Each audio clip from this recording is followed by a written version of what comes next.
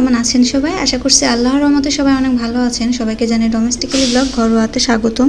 আর আজকে আমি একটা রেসিপি নিয়ে চলে আসলাম। আমার আজকের এই রেসিপিটা যদি আপনাদের ভালো লাগে তাহলে প্লিজ আমার চ্যানেলটিতে সাবস্ক্রাইব করবেন, লাইক শেয়ার কমেন্ট, পাশে থাকা ছোট্ট বেল বাটন অন করে দিবেন। তাহলে আমি ভিডিও ছাড়ার সঙ্গে সঙ্গে আপনাদের মোবাইলে নোটিফিকেশন চলে যাবে। আর আজকে আমি খিচুড়িটা রান্না করব গরুর গোশ দিয়ে, গরুর গোশে ভুনা খিচুড়ি। আমি একদম সহজভাবে রেসিপিটা শেয়ার করব আপনাদের মাঝে, যেন সবাই এই রেসিপিটা করতে পারে আর নতুনদের জন্য খুবই উপকারে আসবে রেসিপিটা। তাহলে চলুন এইটা কীভাবে রান্না করছি দেখে নেওয়া যাক। আর এই তো আমি এখানে চাল নিয়ে নিয়েছি, আর এর মধ্যে আমি এখন দিয়ে দিব আগে থেকে ভাজা মুগ ডাল। আর এখানে আমি 1 কাপ পরিমাণ মুগ ডাল নিয়েছি।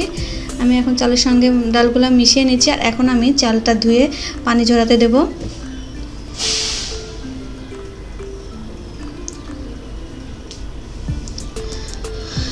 আর এখন আমি চুলাতে একটা পাতিল বসিয়ে দিয়েছি। এর মধ্যে আমি এখন দিয়ে দিব 1 কাপ পরিমাণ তেল। এটা রান্নার তেল দিয়ে দিচ্ছি, সয়াবিন তেল আর কি। আর এর মধ্যে আমি দিয়ে দিচ্ছি কিছু গোটা গরম মশলা, আর দিয়ে দিব 1 কাপ পেঁয়াজ কুচি, দিয়ে দিব 1 কাপ রসুন, আর দিয়ে দিব 1 কাপ কাঁচামরিচ ফালি।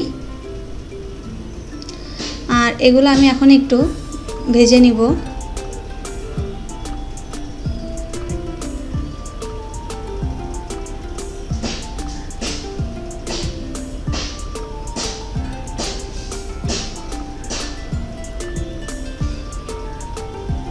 এই তো পেঁয়াজটা হালকা করে ভেজে নিয়েছি। আর এর মধ্যে আমি এখন দিয়ে দিব আগে থেকে ধুয়ে রাখা চাল আর ডাল।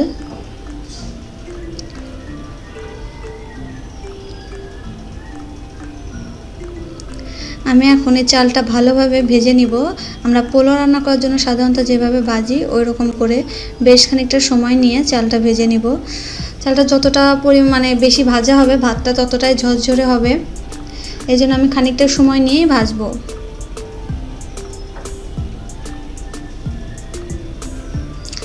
আর এই তো এর মধ্যে আমি এখন দিয়ে দিচ্ছি লবণ, দিয়ে দিচ্ছি আদা বাটা,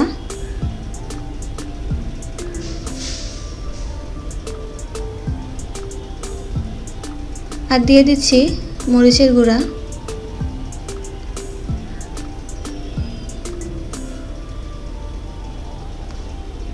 দিয়ে দিচ্ছি হলুদের গুঁড়া। এখানে আমি 1 চা চামচ মরিচের গুঁড়া দিয়েছি আর 1/2 চা চামচ হলুদের গুঁড়া দিয়েছি। আর দিয়ে দিচ্ছি 1 চা চামচ জিরার গুঁড়া, এটা হচ্ছে কাঁচা জিরার গুঁড়া। আমি মশলাগুলো দেওয়ার পরে এখন আবার বেশ খানিকটা সময় নিয়ে চালটা আবার ভেজে নিব।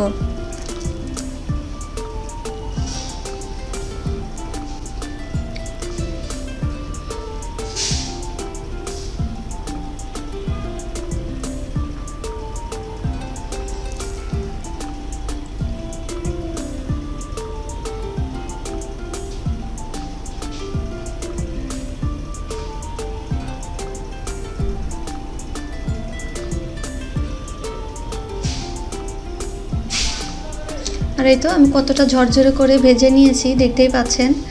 আর এর মধ্যে আমি এখন দিয়ে দিব ফুটন্ত গরম পানি।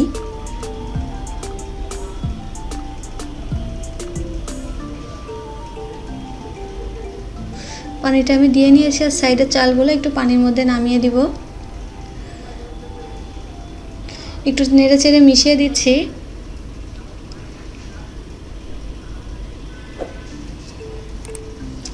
আর এখন আমি একটা ঢাকনা দিয়ে বলক ওঠা পর্যন্ত আর কি ঢেকে রান্না করে নেব।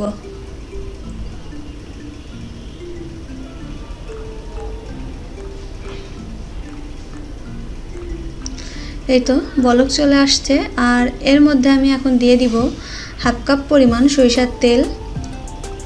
এটা চাইলে দিতে পারেন, না চাইলে দরকার নাই, কিন্তু আমি দিই, আমার কাছে ভালো লাগে, এজন্য দিলে ভালো, খাবারটা আর একটু টেস্টি হবে, এজন্য দেওয়ার চেষ্টা করবেন। এখন তেলটা আমি একটু ভালোভাবে মিশিয়ে দিচ্ছি নেড়ে চেড়ে। আমি আবার ঢাকনা দিয়ে রান্না করে নিব।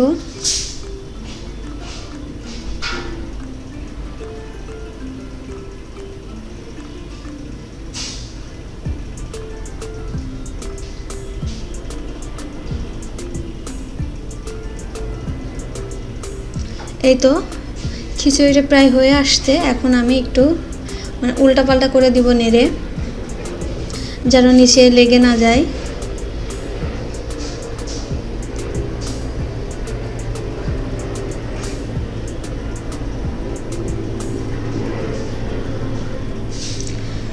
এখন আমি দিয়ে দিব আগে থেকে রান্না করে রাখা গরুর গোশ।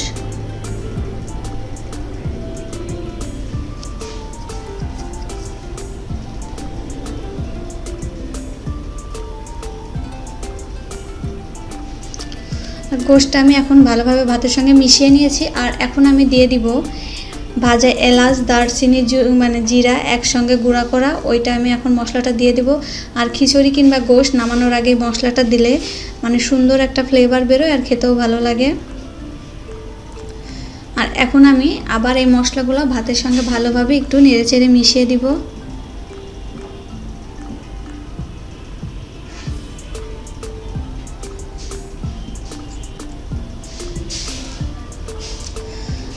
এই তো আমি ভালোভাবে মিশিয়ে নিয়েছি।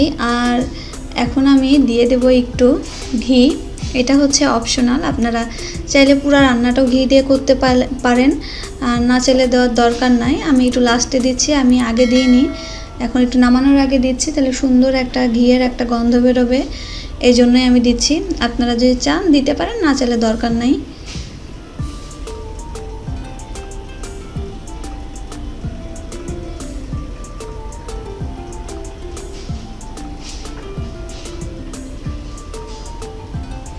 এখন আমি ঢাকনা দিয়ে ঢেকে কিছুক্ষণ দমে রেখে দিব। আর আমার রান্নাটা শেষ, আমি একটা প্লেটে নামিয়ে দেখাচ্ছি কতটা ঝরঝরে হয়েছে ভাতটা।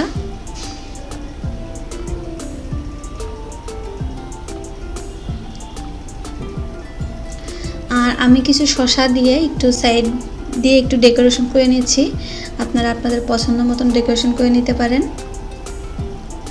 আর আমার আজকের এই ভিডিওটা যদি আপনাদের ভালো লাগে তাহলে প্লিজ আমার চ্যানেলটিতে সাবস্ক্রাইব করবেন, লাইক, শেয়ার, কমেন্ট, পাশে থাকা ছোট্ট বেল বাটন অন করে দিবেন, তাহলে আমি ভিডিও চাওয়ার সঙ্গে সঙ্গে আপনাদের মোবাইলে নোটিফিকেশন চলে যাবে। আর আজকের মতন আমি এখানেই বিদায় নিচ্ছি। আল্লাহ হাফেজ, আসসালামু আলাইকুম।